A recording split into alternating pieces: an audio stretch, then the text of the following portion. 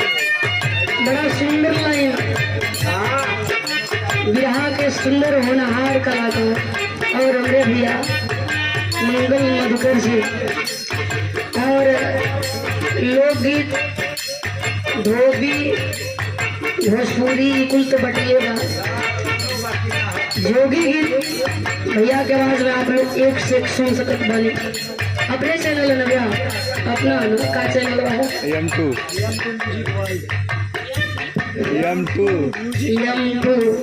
Music world.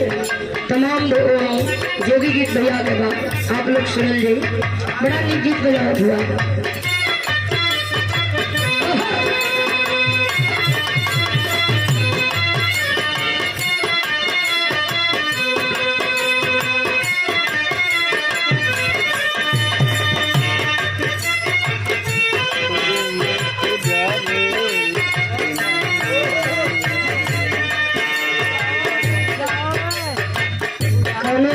आशिक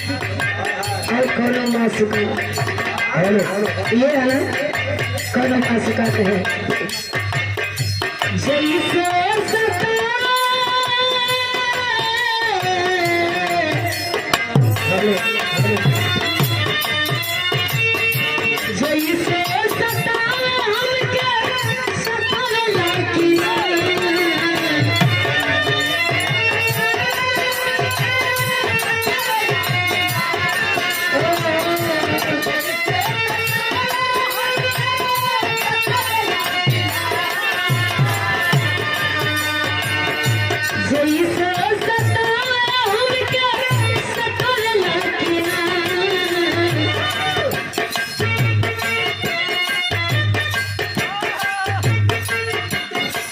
हमारे मित्र को गीत से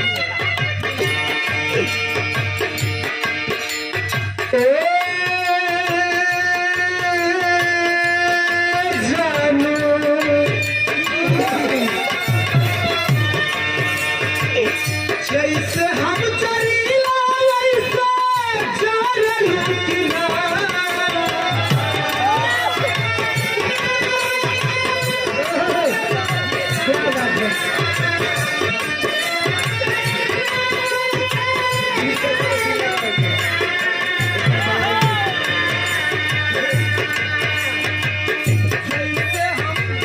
हेलो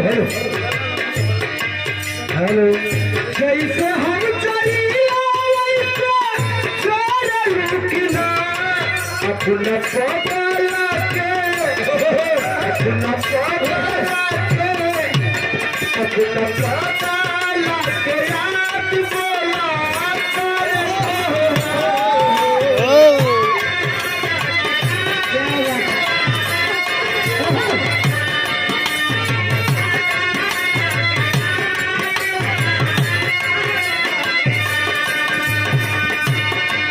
अपना पगली के याद बोला